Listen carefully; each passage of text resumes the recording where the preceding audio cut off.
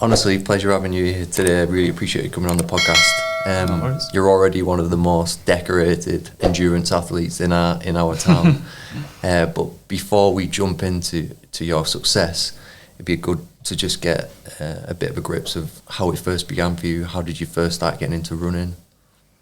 Yeah, I guess I grew up playing football with yourself and Bonner, but did you? Yeah, I was decent. He was basically chasing these guys around the pitch, and I think that I played in centre mid, so naturally I had to run all over the field. But I didn't think back then I wasn't particularly a good endurance athlete. In school, I came second to last at my cross country event. What age was that? So did I. That was year 7 or year 8. Okay. And then, I was a late grower, so everybody was just overtaking me. But when I left school, I started an apprenticeship in Kimberley Clark. Started drinking a bit too much, going out a little bit too much, put on a bit of timber. And then, it was actually probably when I was around about 20, 21. My dad turned around to me when we were out one night and just said, "Jesus, Grant, what's that hanging over your pants?" and actually, I thought, shit, I need to do something about this.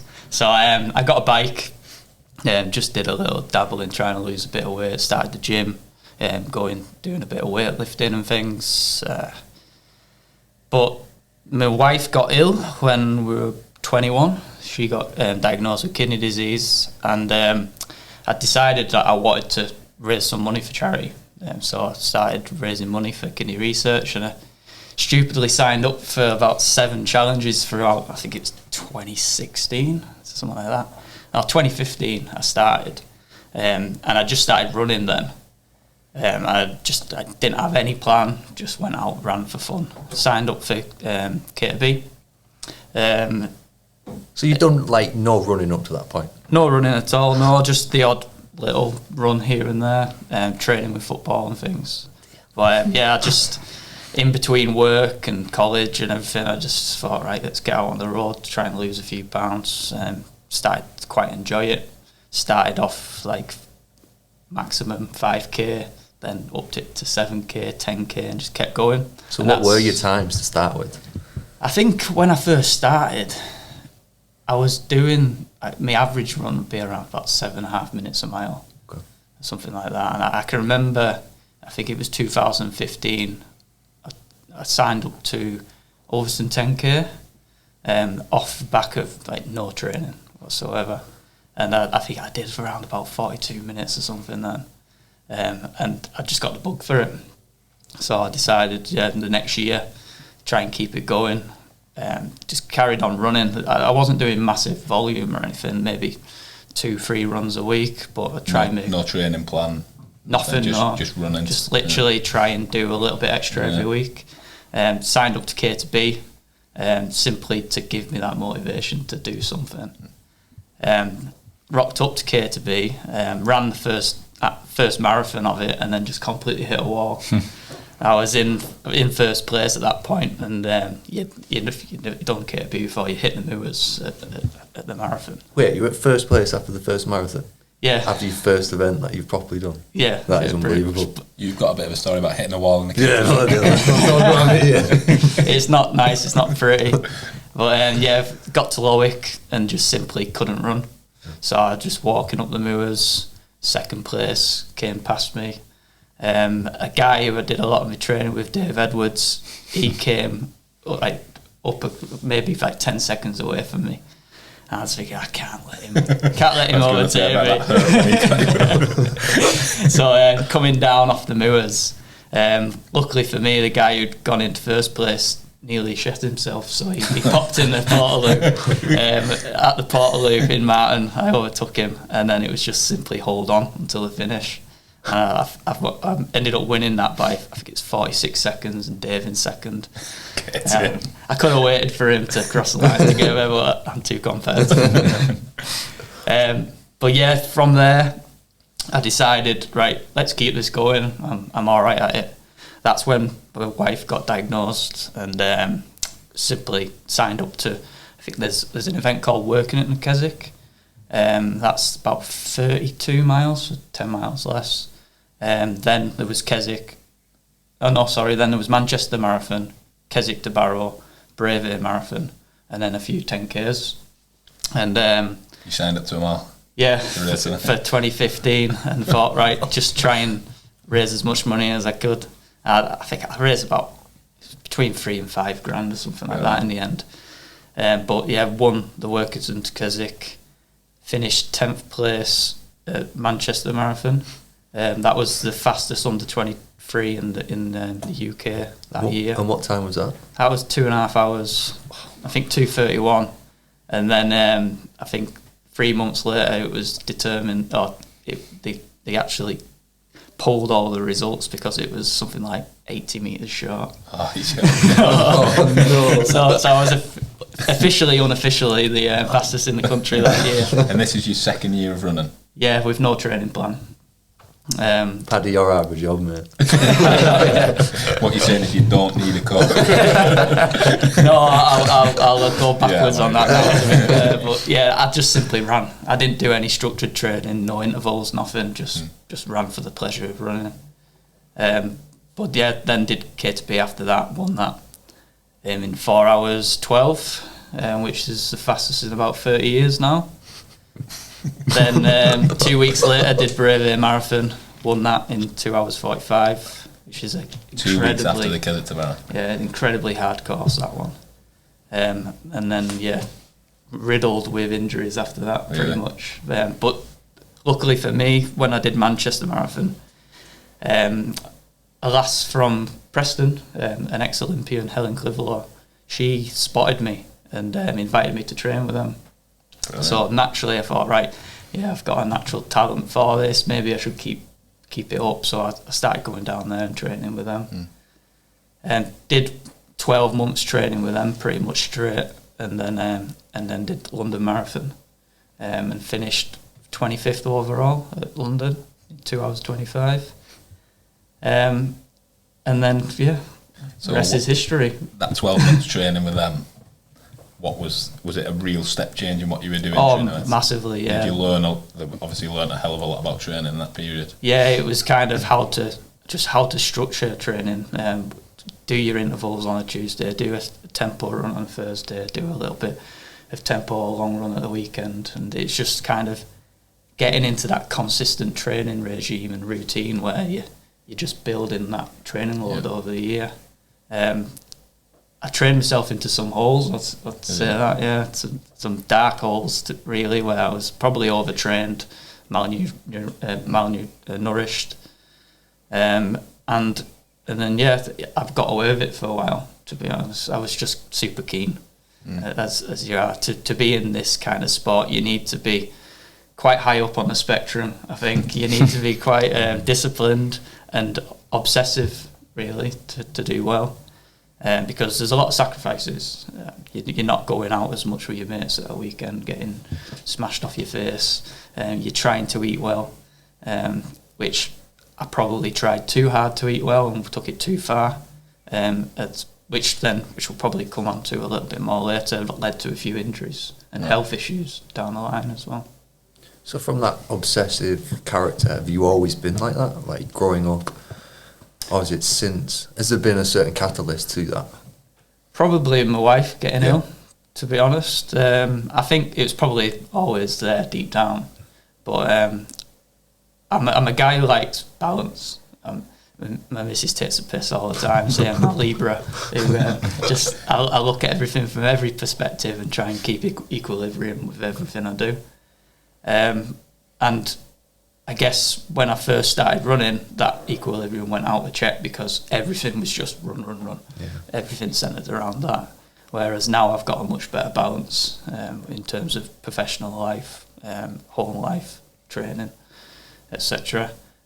So I guess I'd say it's not always been evident, but it's there deep down. It's just took a while to tap into it, if you will. So do you think you found running and then it came to the surface, the obsessive? Yeah. And so the running was the trigger? Yeah, absolutely. I think if I look back when I was playing football. I played football because I love to play football. I like to basically compete on the weekend because I've got that competitiveness edge. Whereas training, I bloody hated it. Yeah. And to be honest, so I was captain of Holker Old Boys from under 8s right the way through to under 16s. And then that's when I started to dabble in drinking a bit over the weekend with the lads, going out, and naturally fell off the wagon and the love of the sport. And it took maybe 4 or 5 years to start to find something which I was interested in again. Yeah. You've got that, haven't you, that obsessive, not so much obsessive, but the like unwavering dedication, something that you, any task. Yeah. So what was yours? What happened to you? Was it football for you? I think it I mean, for me personally, there's been a few different elements of my life where that obsession is on, whether it be sport, whether it be on education, whatever it be. But I think there's, as you mentioned, Grant, there's often a catalyst to that. For me, there's been a few throughout my life, and it's just interesting that for you has been, because there's times in your training, I know you said you enjoy it, but there's some dark places where you're going to be, and especially the sport that you're doing, it takes some mental strength to get through that, and there's got to be something in your head which keeps you going through that. There is, and I think, like, honestly, I think the training and the sport, if you will, is what kept my mental health in check. Yeah. Because, like you say, you're going through some dark times, and you need something to focus on, dedicate yourself to. And I'm one of them people. If I want to do something, I want to do it well. I don't want to do something half-assed. So if I'm doing it properly. so like I say, yeah, when my wife got ill, it gave me the kind of excuse to sign up to these races. But then, because I'd signed up to them, I was thinking, right, well, I'm going to turn up on that start line and give it everything I've got. Otherwise, what's the point in doing it? Yeah. Well, a lot of what you're saying is very similar to how you think. So, 2015, you started running, started a couple of K built up for fun. 2016, you smashed some of the biggest challenges in the Northwest, running-wise. What was the most memorable race for you? Like, looking back on your achievements, you're probably not someone who dwells on what you've done, but what stood out for you is, I've nailed that. So I think the last time that I won Keswick to Barrow, because I know I didn't have a structured training plan, but I did run every day, pretty much, and then make sure that I got to that start line in the best physical shape I could be, and then ran a record time. So, and that's kind of the first event which was a catalyst for carrying everything on. After that, I would say London Marathon. So on that one, just quickly go into it, because for people that listen to this podcast which aren't from Barrow, who don't know the distance of the K to B, if you want to just go through the distance and the actual time which you did on that, because I think it's incredible. Yeah, so it's people say it's 42 miles, but it wasn't. It was just over. It was about 37.5, 38 miles through the Lake District from Keswick to Barrow. Not a flat course by far, means not a flat course, and challenging, if you will. So, like I was saying before, get to 26 miles. So you're a marathon in. You've gone around Lake Coniston. You've gone through Grasmere, etc. But then you've got basically 4 miles of climbing up over the moors, and that's when it starts to hurt. So it's I'd say it's more of it's obviously a physical challenge, but a mental challenge by far. Just what you need after a marathon, then. Oh yeah. I think you've got to be quite sadistic, to be honest, to do it. Yeah, that's some achievement. So, do you think the second Keswick to Barrow was fueled by the one you hit the wall in, and you thought, I'm going to train like mad for that next one? Yeah. I had one rule for the second time I won it, and that was simply to not walk. Yeah. And so I'd say even when I felt like walking, because your head's always telling you to walk, and it's just beating them demons and saying no, and just not walking. So got to the moors, and the year before I felt great when I got to the moors, but then just started cramping and there was no coming back. But this that year, I just got there and I thought, no, I can just keep going here. Just keep your head down. I had one of my mates cycling alongside me, just handing me my nutrition, which I'd learned in that previous year. Nutrition's significantly important for the endurance events. I was just winging it before then. But yeah, got to the end of the moors and I thought, right, you trick yourself and think, right, it's downhill from the top of the moors. It's not. You've got Bill Brow and all that to climb. But yeah, it's a feat which I'm proud of, definitely. Should be, yeah. So people always asking, are you going to do it again? And I'm not interested in doing that at the minute. Not yet, anyway. No. So talk us through your training plan up to that, and then maybe talk. Well, we can probably discuss later how that's changed. But up to that one, what was your like how much were you running, etc.? I was, in terms of volume, very, very low. So I think when I did that, I was probably maxing out on about 50 miles a week. Okay. 50 to 60 miles. Whereas, 12 months later for London Marathon, I was maxing out over 100 miles. Okay. But it was simply just run steady 4-5 times a week. I probably didn't give respect to recovery as much as I should, but I wasn't beasting myself as I do now, to be honest, with all the intervals and structured training. It was just kind of get out the door, no matter what the weather's doing, and I'd get dropped off in Coniston or whatever and run home. If you get dropped off in Coniston, you've got to get home. Yeah. And at what pace were you running in training? Started around like 7-minute miles, and just naturally as the volume increased and my body came more adapted to running, that got quicker. So I was then down to low 6s, 6:30s. I think the longest run I did in training was 28 miles, and I did that at 6:20 per mile pace. Quick then. So we'll get into how you train now, but someone's just signed up for Keswick to Barrow. What's your advice? Never done a running challenge before, doing it for a loved one, just signed up, no experience. What are the steps you take, or what would your advice be? The first advice would be train. I know far too many people who do Keswick to Barrow haven't trained a single yard. So it'd be a case of just try and get out the door 1 or 2 times a week at first. Start at 5k, and then slowly over weeks and months just increase that volume. But don't have any massive step changes, like say maximum increase 10% a week. Simply to grow your body accustomed to handling the volume and the load. If you just jump into doing far too much and pushing your body into speed work and the likes, your body's just going to break down, because as this guy will well know, your strength and conditioning just isn't there to handle it. So you need to get your body and your base in there. So I compare it to where I am now. As obviously I've got years of training behind me now, so I've got a base there. So I can quite quickly just jump straight back into interval training. But even this, right now, it's classed as off-season right now. I'm not competing. So after my last Ironman, I'll have 2-3 weeks of just literally chilling out, doing next to nothing. And even then, as I get back into training, my body's in bits for weeks. And you just need to slowly build it up again. So yeah, I'd say slowly build your mileage up. Don't worry about your pace, and just get out the door and cover the ground.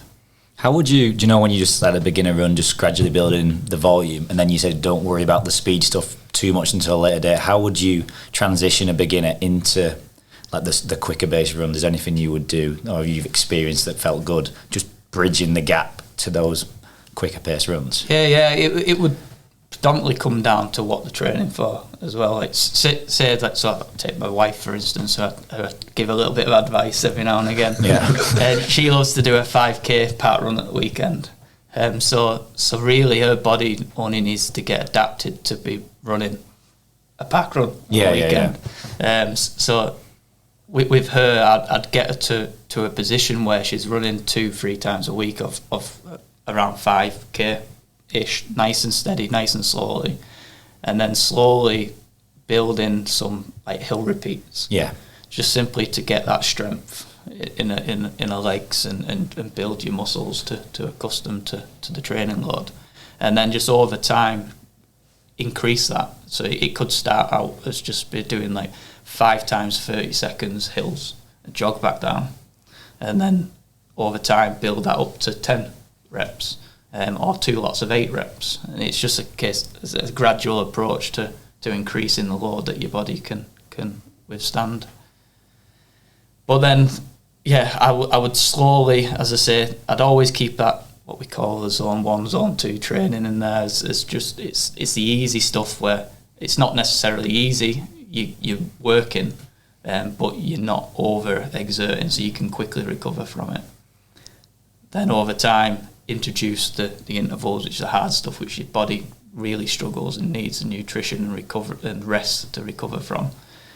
And then start introducing what we call like a zone 3, zone 4 tempo run, where you're teaching your body to run at the pace that you want to run at in a race. Because I guess I was dumb to this when I first started, where I'd go out the house and I'd run every run at the pace that I wanted to race at. And it's just not possible. Your body just can't handle it. And then you get to the race and you'll probably run 20 seconds a mile quicker than you've been training at. So your body's just not accustomed to it whatsoever. So it's a case of, as I say, building the strength first, like laying the foundations. It's like building a house. Get the base there, then slowly build it upwards towards your race goal. And it's a case of, as you get closer to the race, that's when you start adding more race pace efforts. It feels counterintuitive, doesn't it, not to run at race pace on the does that ring true for you?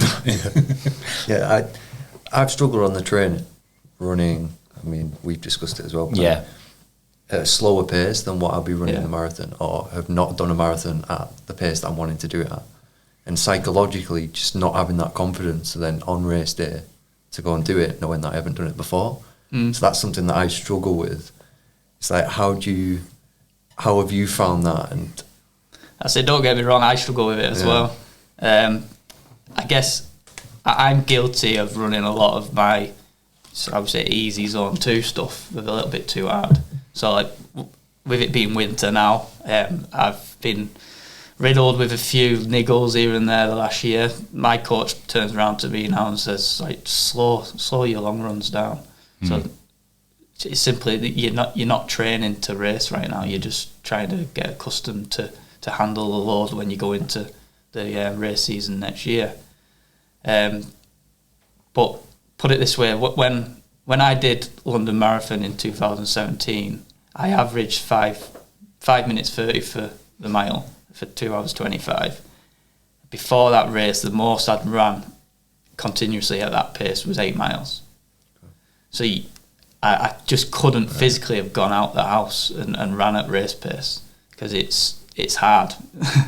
But I would have done in that training block maybe 5 lots of 2 miles or 5 lots of 2 miles or 4 lots of 3 miles at race pace, but with recovery in between. So like a mile steady.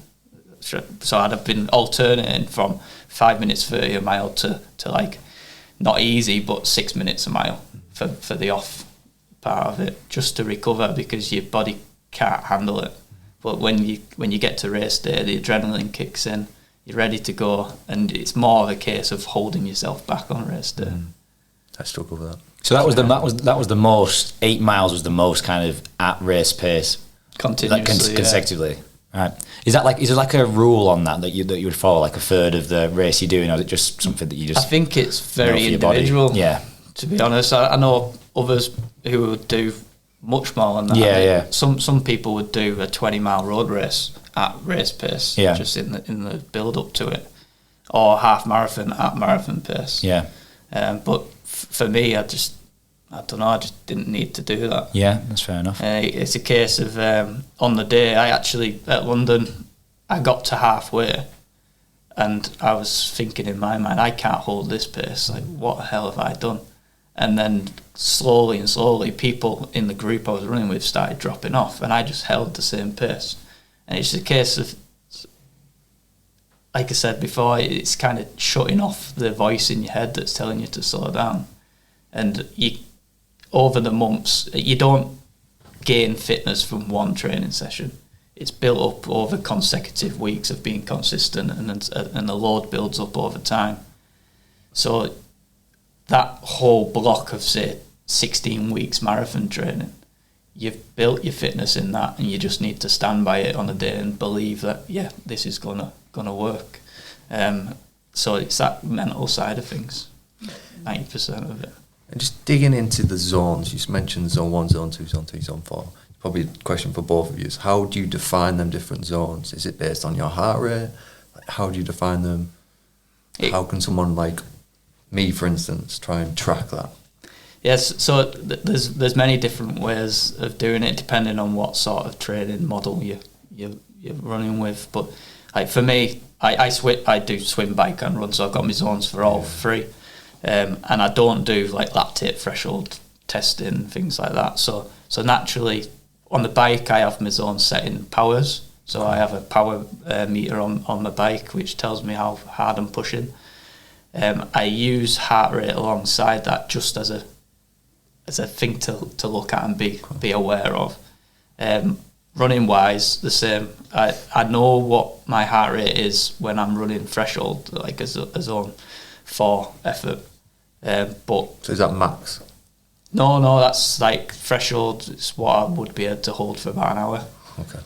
In a race scenario, but heart rate wise, I don't use it religiously. I know many people do. That say they go for a zone 2 run and say, right, I'm not going to get my heart rate above 140 or whatever. That's very individual as well. I was going to say that's really low. I've got quite a naturally low heart rate, to be fair, but so if that was my rules, just be indicative. If I hit 141, I wouldn't naturally hold back. Okay. I do go off rate of exertion or perceived effort, if you will. But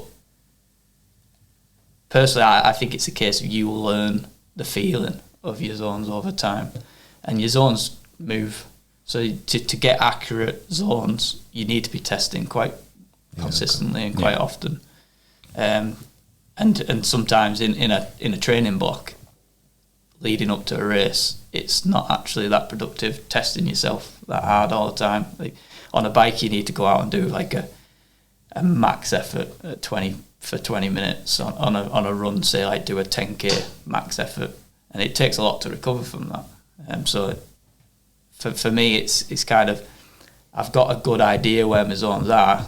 They're not strict numbers. Okay. And it's just more so just ensuring that you're going at the right effort, which I learn it over time really. But a zone 2 should feel easy, but not too easy. I mean, you've gone through your particular how you look at zones, Grant. What about you, Paddy, in terms of new clients coming through? How do you look at it? Yeah, I think in an ideal scenario, if you had access to a lab, you could do, like Grant said, the lactate threshold test. They're going through. What is that? What is? So it's like an incremental test on your machine. They're taking, like, they're actually not even that expensive, the kits, to be fair, but you just take in blood and then you put it into an analyzer and it'll tell you how many millimoles. When you hit a certain millimoles, you're going into your lactate threshold, and then you can correlate like the pace you're going at or the heart rate you're at that, and then you could just feed back to Grant, when you hit threshold your heart rate's around about this at this pace. So you could use those kind of ramp tests or VO2 max tests for that. But for somebody who's new, I usually just talk about like conversation pace for zone 2 and just keep it really straightforward. Zone 2 is underneath that threshold where you're removing the lactate quicker than it builds up, so you can keep going for a long period of time. And that's generally, you can hold a rough-ish conversation. As you move into like the higher zones, it's a bit trivial, but it's like zone 3, longish sentences, zone 4, short sentences, zone 5, absolutely nothing, you can't speak. So I usually just say, make sure that most of your runs you can hold a conversation. It'll feel slow and annoying and frustrating, but you're just going to have to build volume over time. So that's usually what I just say, just go off pacings where you can. You can sometimes do a test, but it's a really good point. They do break you, the test sometimes, and then it just interferes with your training. And the beauty of the zone 2 stuff is it shouldn't really affect you for the next day, and you can just build volume. Like you said, you're doing 100 miles a week. That's insane. And like when you look at there was a study in one of the books I was reading, it was a Brazilian runner, and he was at like 140 miles a week, stuff like it's insane. So it's just build volume in the easy runs for newbies. I think one for probably a question for me specifically is I can see my heart rate is in the 160s, and I feel comfortable, say for up to 10 mile, and then at 10 mile point my heart rate is slowly going up, and then I'm in the 170s. And like, how does the zones change there, where you can still be running at the same pace, but then all of a sudden your heart rate's spiking? What should I be doing there? Do I need to be taking that probably is. So the traditional zones, as you will, of zone 1 to 5. Some people have 6 zones, some people have 4 zones. It is actually quite old school now in terms of sports science. As Paddy was alluding to there, with lactate threshold testing, you have simply 3 zones. You have below LT1, lactate threshold 1, in between LT1 and LT2, and then above LT2 where you're basically maxed out. But that, as Paddy was saying, that kind of is the measurement of lactate in your blood. So below LT1, your lactate in your blood is pretty much just steady, flatlining. And what you're probably doing there at that 10 miles is you're below that LT1, but you'll have natural heart rate drift as well, where you will naturally just go in between LT1 and LT2. But everybody's LT1 and LT2 is in different places, and some people's are very short. So I know that I've naturally, I've trained into my body, I've got quite high lactate 1. But as soon as I go above or below, shall we say, like, let's say 345 per kilometre, I very quickly start producing lactate in my blood, and it becomes significantly harder. So it will be for you just finding that balance of where does your body start building more lactate, because it goes from that point up very exponentially. And at LT2 you won't be able to hold that very long at all. So what do you do? Do I need to then slow down, or do I need to be taking certain like nutrition?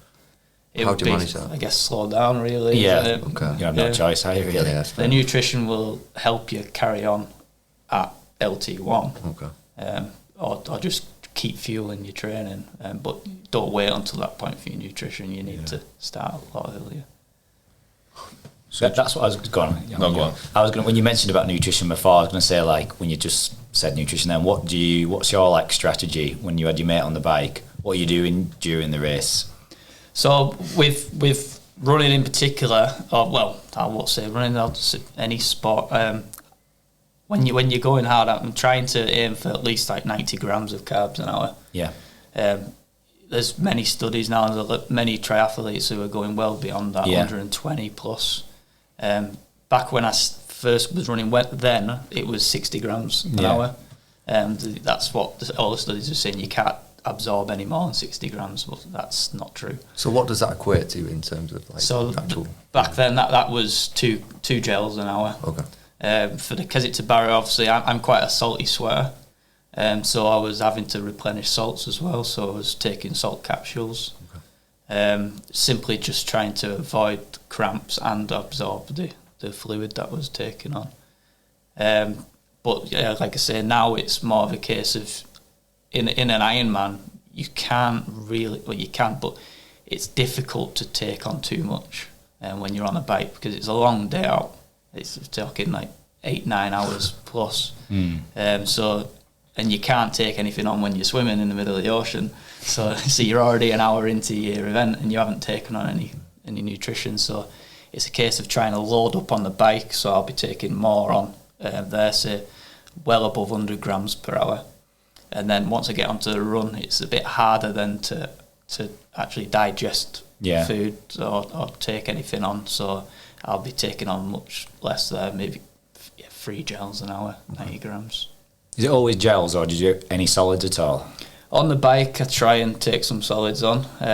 Depends on the length of the event, though.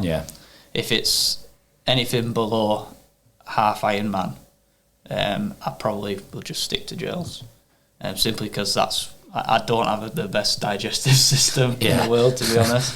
And yeah, if you get off the bike and you've got a stomach full of solid, it's a bit hard to run quick on. So I'd just stick to the simple stuff. What gels do you use? So I am supported by a company called Talk Nutrition. So I've used them ever since I started. They are the best tasting gels out there, to be honest. But the SIS ones are like and the high five ones are a bit too much water, and it's just, I think with nutrition it's finding something that your stomach gets on with and then just stick with it. Comes a bit difficult in races sometimes, because if the event doesn't have the same nutrition, you need to carry it yourself. Or as happened in Copenhagen, I got on the bike and 5k in the bike, all my nutrition fell off my bike, and so I was completely lost.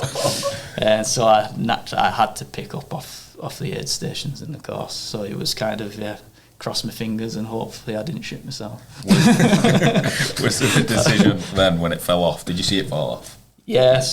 So did you have to make the decision to crack on and try and win, or go back and pick it up? I had to make that decision. Yeah, it was kind of 5k on the bike, so you're just basically getting warm. And you in Copenhagen, you go over a bridge and come into the town centre before going off up the coast.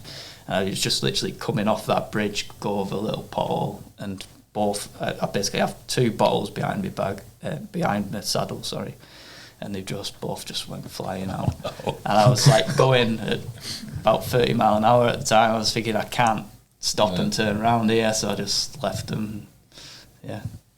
What about in terms of your diet before the race and say the night before? Keep it incredibly simple. Yeah. Chicken and rice, pretty much. As I said before, I don't have the best digestive system, so I have some intolerances to like milk and things. So literally a week before the event, I'll make sure I cut all dairy out my diet, and then just keep things simple. 2 days before an event of like an endurance event, I'll start carbo loading. And that doesn't just mean that I'm just smashing as much pasta and rice as I can. It's just simply making sure that I'm getting majority of the calories in my diet from carbs, and I will up it. So I should probably take on more carbs than I actually do before an event, but I'm taking maybe 5 grams per kilo, whereas studies are saying now you should be taking like up to 10. Yeah. Which is a lot of food. God, that's what I take. and I put it, I am a good eater. All my family will tell you that I eat a lot, and that's one of the reasons why I train so much, to be honest, because I like to eat. But 10 grams of carbs per kilo of body weight is a lot of food. What about before the race then? What are you eating? I've eaten the same thing before a race for every race I've ever done. So I'll have a cinnamon and raisin bagel with banana, peanut butter and honey on, and then some Rice Krispies on the side. And how long before the race would you have that? About 3 hours. Okay. At least 2 hours, but ideally 3 hours, which is quite hard when the race starts at 6 o'clock in the morning. So you're getting up at 3-4 to do that? Yeah. And then, but then I'll sip on like energy drink before the race. I won't have too much though, because ideally I'd be hydrated in the days leading up to the race. And if I take on too much, like out of experience, I did take on too much liquid and electrolytes before my first Ironman, and that ended up badly, that's another story. But I'll try to take on a maximum of about 500 ml of electrolytes and water, and energy powder in it before the race. And about 20 minutes, half an hour before the swim, I'll smash a caffeine gel just to top up those glycogen stores. Probably going through actually, so as we all know, these runs and the races never run smoothly. it'd be interesting to go through what stories you've got, horror stories of where you've thought, shit, that's me out, or you wanted to give up, or any kind of stories around that. Yeah, there was plenty, to be honest. So I guess after 2017, when I did London, well, a story in London is I ran the second half of the London Marathon next to a guy who'd shot himself. And it was just shit all down his legs. So it's a case of, just trying to stay upwind of it. But yeah, the year after that, because I'd done so well at London, I knew there was more in me. I wanted to do better again. So I went pretty anal on my diet, pretty anal on my training, and took it too far. So in the run up to London the year after, 2018, I did a half marathon. I got to 10 miles in that half marathon, and my hip just caved in on me. I had a stress fracture in my pelvis. I carried on in pain, but it's adrenaline in the race. We got to the end of the race and couldn't put my foot on the floor at all. And then that was me out of running for about 3 months. Let's just talk through that, because we have it in our notes here. This was the half marathon, right? Yeah. And what time did you run that in, despite having a stress fracture? 69 minutes. 69 minutes for a half marathon with a stress fracture. Yeah. Fair play. But yeah, it was hard. But I guess that after that, that's what kind of was a catalyst to take some time off running for a few years and concentrate on professional life and things. But back to your original question in terms of nutrition and wise and when it goes wrong. I guess Bolton, with my first Ironman, is a good example where I tried to, because I've had some health issues in the past where I had a blood clot in my lung. So I got paranoid before my first Ironman that I was going to become dehydrated and get another pulmonary embolism. So I'm naturally just loaded up on electrolytes for like 2 or 3 days before, always walking around with a bottle with electrolytes in. And in the race, everything was going spawn. I'd had my best swim to date. I was smashing the bike. It's a 3-lap course, and yeah, probably should put it out there, but I probably shouldn't put it out there. But people in Ironmans piss themselves on the bike because you don't want to stop at the Portaloo and waste time, especially if you're at the point at the end of the field. So I think I was in 6th place or something in my first Ironman on the second lap of the bike, and I just needed a wee, like constantly. So yeah, short on the story a little bit. I peed myself 6 times on the bike, and then got to the run, and just simply I couldn't put a foot in front of the other. I just couldn't run at all. So I was walking, running a little bit, walking a little bit, running a little bit. Couldn't take on any nutrition. I just think I was severely dehydrated, but my body just couldn't absorb anything. And I put that down to taking on too many electrolytes, my body holding as much water as it could because of the electrolytes. And as soon as my carb stores depleted on the bike, 2 laps in, my body just wanted to get rid of everything. And then it just couldn't hold anything on after that. So that was a grim Ironman. I think everybody's first Ironman's pretty grim, but that marathon's the hardest marathon I've ever completed. And I didn't think I was going to finish after a kilometre. Fair play completing it. I bet it was grim for the person biking behind you, taking on the sprint. It's his own fault for drafting. Just going back to, you had a few years out, so you finished running, stress fracture in your pelvis from that half marathon, then you had a few years out. Yeah, so I think I had the stress fracture in, say, March, April 2018, and then got back to running later that year. The year after, I just did it as a hobby, really. Right. I did go back to Preston and started training with them again, and did Great North Run the year after, September the year after, and that's when I was having a lot of problems. I didn't know I had the intolerances in my diet, so my body wasn't really holding a lot of the nutrients that I was taking in. So I became quite malnourished again. I think I was probably the lightest I've ever been. So I was around about like 63 kilograms at the time, which is nothing. My wife was nearly as heavy as I was. And I got to that race and I just felt awful. No matter what I ate, I just felt pretty lethargic. And did that race, finished the race, didn't do particularly well for what I wanted to do at the time. And then that evening, in bed, I woke up the next morning in absolute agony. And like I say, I was going through problems with nutrition at the time, and digestion. So I was going to the doctors, they were telling me I had IBS, and that was constipated. And I was like, I'm not constipated. Went to the doctors like 3 times, and in the end, the third one who seen how much pain I was in, sent me straight to A&E. And turns out, after vigorous testing, I had multiple blood clots in my lung. So naturally took some time off after that and thought, I sod this. So that's why, I got a little bit paranoid about like coming back and training hard and pushing my body to dehydration. So that's why I take hydration and nutrition very important.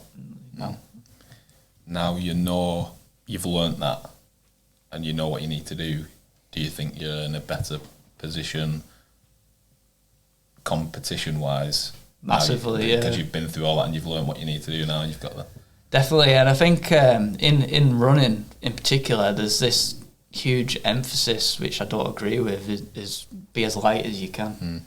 And I think there is a lot of food eating disorders in running itself. I know a few athletes which I used to train with who've completely left the sport because they lost love for it, because they had like binge eating disorders and things like that. And I think now coming into triathlon, there's a huge emphasis on nutrition, and it's not a case of trying to restrict it. It's kind of make sure you get enough in. And as I said, I'm a good eater, so I certainly get enough nutrition in. But I feel 100 times better for it. My health's in a better place. I'm heavier than I used to be. Probably 5-6 kilograms heavier than I was at race weight when I was running, but I can run the same times. What are you weighing in at now? 69 kilogram ish. So I'm still a light runner, like under 11 stone, 6 foot, so I'm tall as well. But I don't think there should be such a huge emphasis on weight, and I think it's more of a case of learning to race with on the weight your body should be at. Everybody's is different, and that's been shown in triathlon and sport now a lot, where the world champions in triathlon now, there's a lot in the press saying that these people look fat and they just don't look like they should be world champions, but they're defying that kind of stereotype. What advice would you give to someone that, say, they're good at a certain part of the triathlon, like you were really good at the running, and they want to get into triathlons but they're crap at swimming or they struggle on the bike? What advice would you give to those people that are just starting out? Well, I was one of them, so I think I look back now, I wish I'd started triathlon earlier, and I didn't because I was scared of swimming. I just didn't like water, and I hadn't been swimming since I was about 8. So I'd say just push yourself into the deep end. It is a case of getting comfortable being uncomfortable. But join a club, maybe. I didn't, to be honest. I'm one of these people who I like to train on my own. It's easier to do it that way and fit it in. But I know others who have joined clubs and just gone for the social aspect, and you can pick up a lot of the people that you train with and you talk to. So join your local triathlon club, go to one of the swimming sessions or the biking sessions, and it won't be as hard as you think it is. And don't put too much pressure on yourself either. If you can, when I decided randomly that I was going to do an Ironman, which is maybe it was a little bit daft at the time. I hadn't swam in 25 years, so I got into the pool and I couldn't swim one length. And then 6 months later, I'm swimming 2.5 miles before cycling 112 and running a marathon.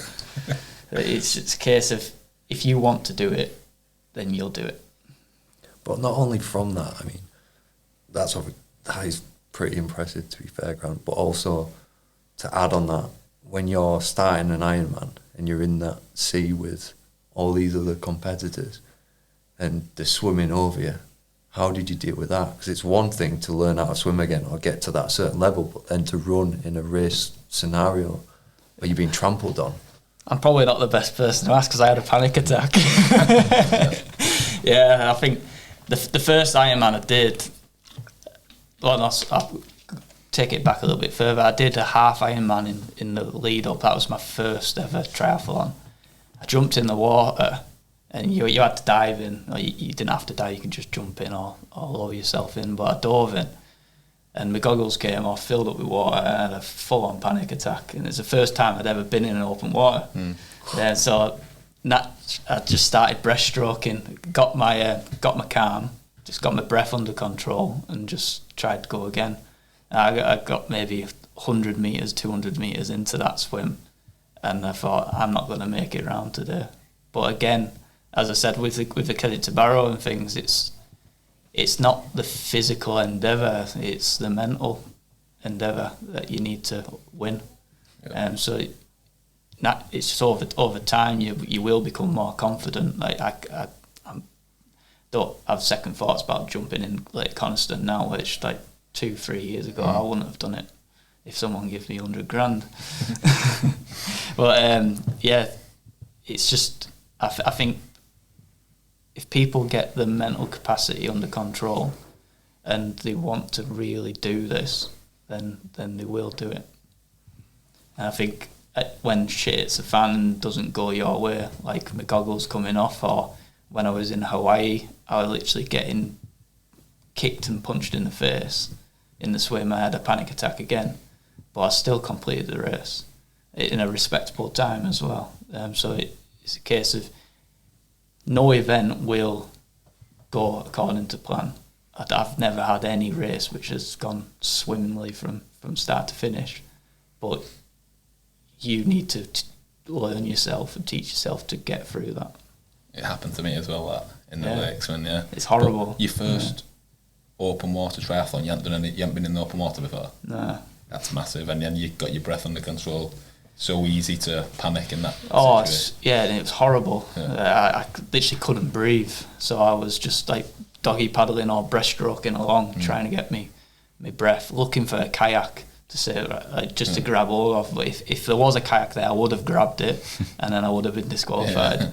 But no, luckily there wasn't. People make open water swimming look easy, but when you go for the first time, and you get in that water and it's murky, and then you swim out and the depth drops off. It's not a situation where you can be naturally calming for the first time. So for you to jump in and get that, and no goggles, and then full of water, and that's your noise, you've done it when you've got water in your goggles. Oh, I hate it. Like I say, I hate the water. I quite like it now. We did that Lakesman, and I did the swim to start with, and I was late. So all the next wave, I think the full triathlon, the people who were doing the full thing were going next, and I was last with the red hat, and I had to run down the gravel with no shoes on past all the people queuing up, jumped in at the very back. There's 400 people setting off at the same time. God.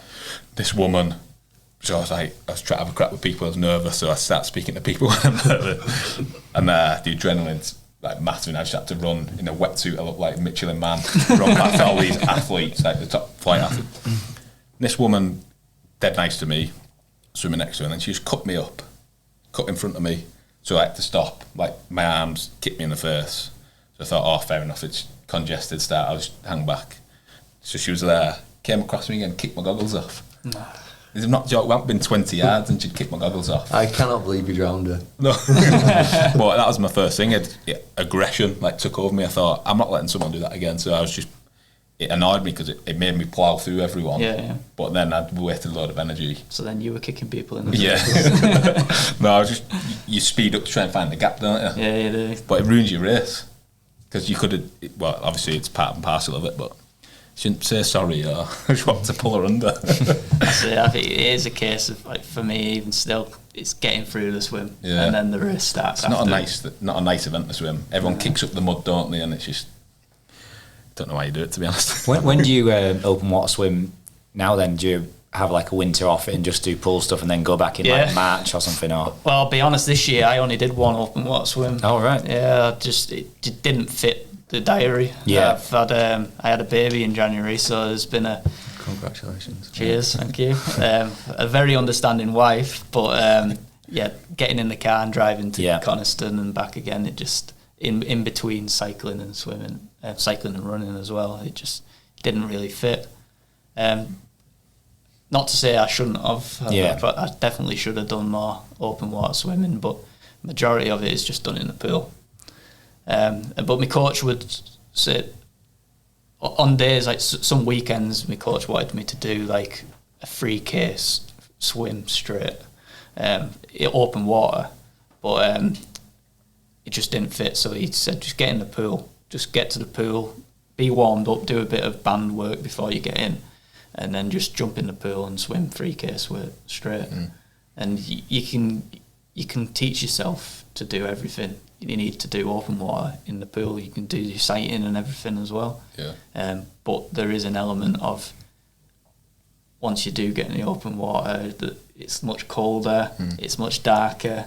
There's weeds to go through, and when you touch your feet, nothing works. I had someone on my feet the whole way around Copenhagen, and you swim through weeds there, and it wasn't very nice.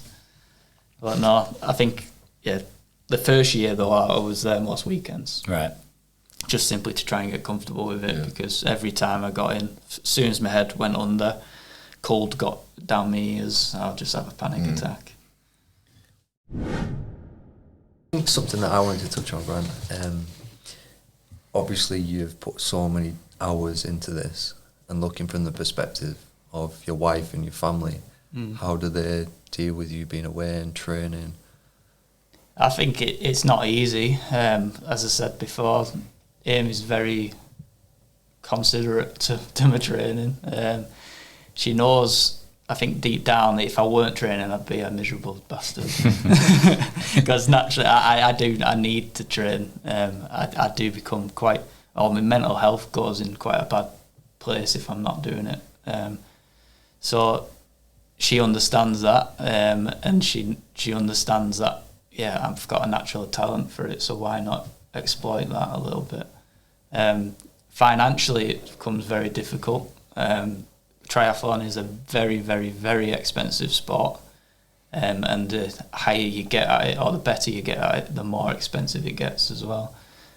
So with a little one now, that's certainly becoming difficult, and I may need to calm it down a little bit, buying less bikes and parts for the bikes. And have you ever gone out and actively asked for sponsorship there?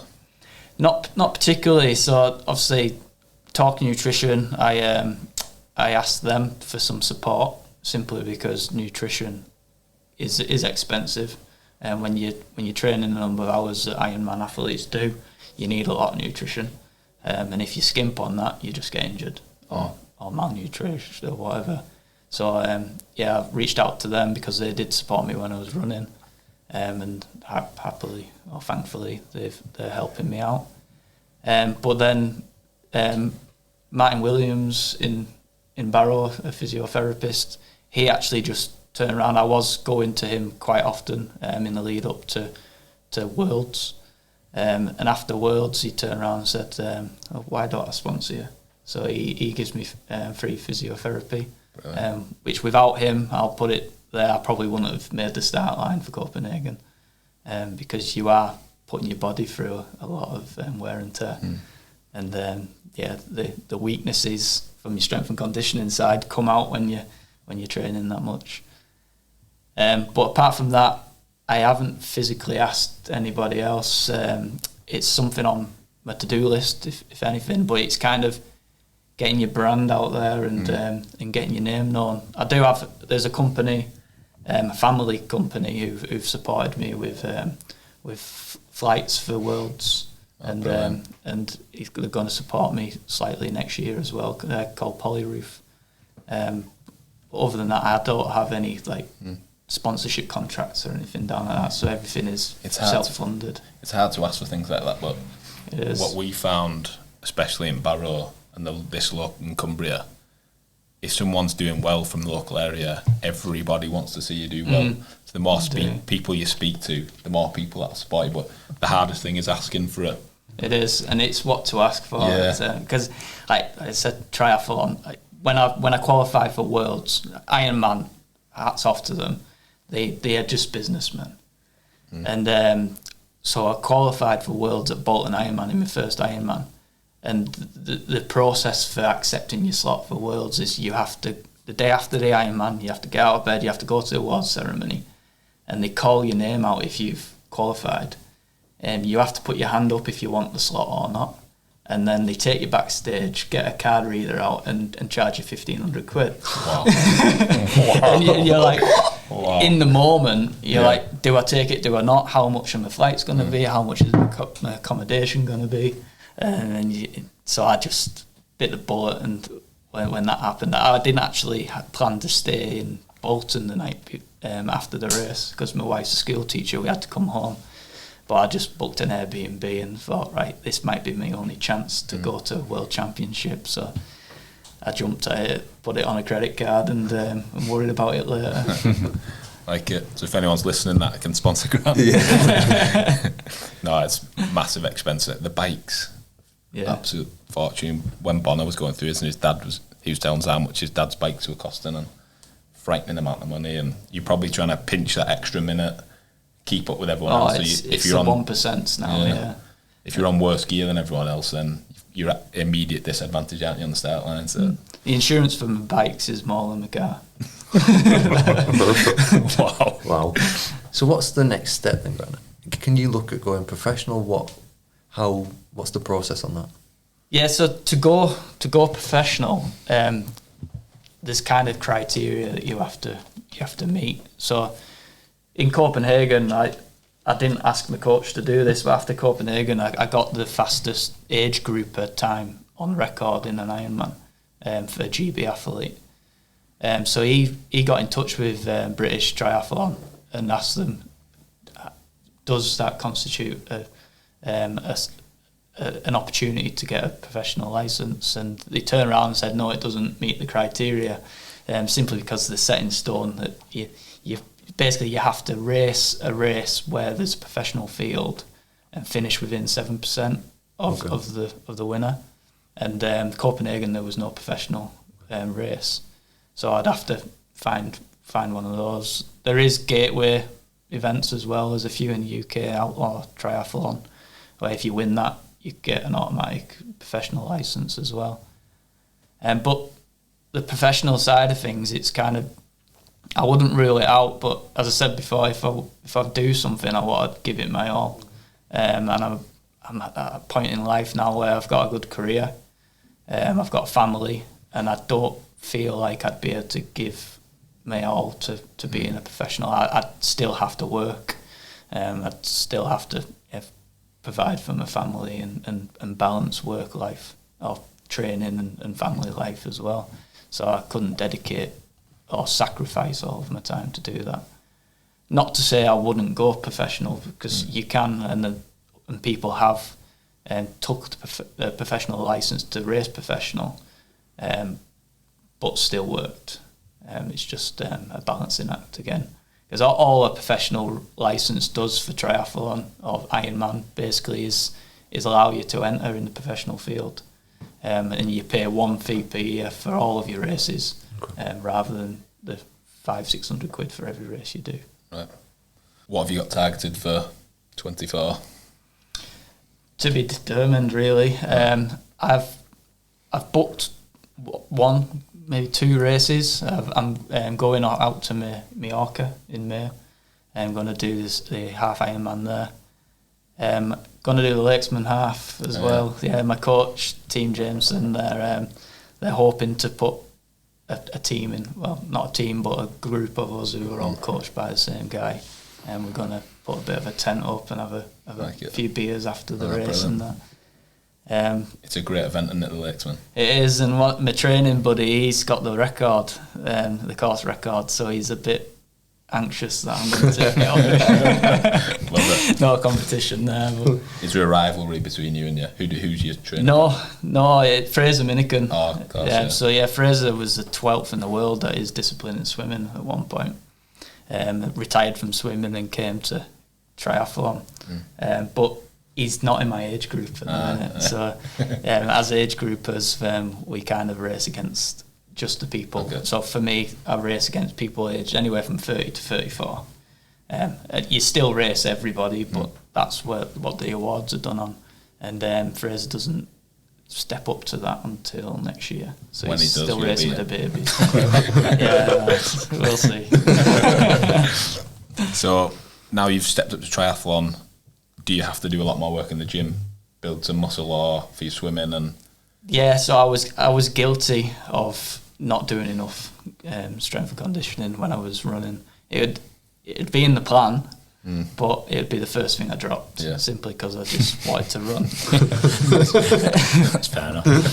It's not something which I enjoyed too much at the time, to be honest. But there's a big emphasis on strength and conditioning at this time of year, particularly for me. And then in the race season, it's more of a maintenance. So as I said before, I've had a number of niggles over the last 12 months, coming from a background where I didn't do any cycling, being in a TT position for 4.5, 5 hours, really loads of glutes up. Yeah. So I have been struggling with my glutes on my right side, so there's a lot of squats and deadlifts and everything in the plan at the moment, and single-legged stuff, which I'm trying to do 3 or 4 times a week. Where do you train?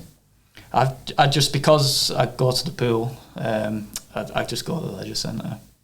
But I do a lot of it at home as well, just to balance it with the little and whatever. When she's in bed, I'll just get the weights out. I was going to say then we'll sponsor your gym membership. All right. If it helps. Oh, brilliant. Come down to industry, do your strength and conditioning there. If it helps with your training, anytime. Definitely will do. Cheers, mate. Thank you.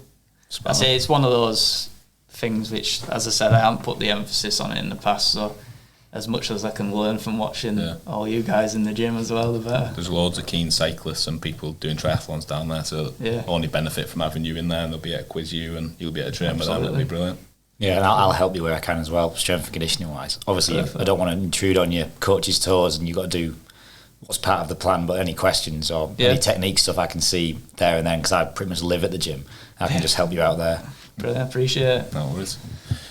So, good luck next year, and keep us posted with everything, and it'd be good to have you back when you finish next year's races and talk about how they went, and see you down the gym now. But thanks very much for your time. I know it's at a premium with your family and your training. Really appreciate you coming on, speaking to us, and I think not only us but everyone listening will get a lot from just hearing you talk about starting from not being able to run 5k and now smashing Ironmans. It's a bit of inspiration we all needed, I think. Well, it's one of those things, especially as you said before, people in Barrow like to see people in Barrow do well. And if anybody in Barrow has any questions about how to structure the training or go about training, then I'm always there to listen and give my advice, because it's like, say, I didn't know anything 5 years ago. I know it'll probably get in the way of your training, but Paddy just signed up to do a marathon with us for the Future Stars Fund. If you're if we put you on the spot, and would you do it with us, the marathon? Well, potentially. I did. Did I hear it was September? Can just be your easy run, can't you? We're dying. I think put me down as a maybe, but I have been offered a position in the GB age group team for the long distance triathlon in September next year.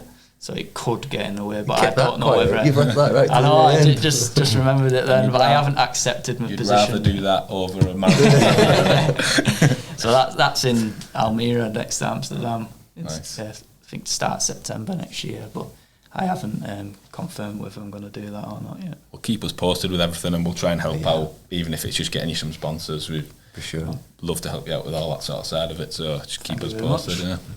Thanks, Grant. That's brilliant. Cheers. Yeah.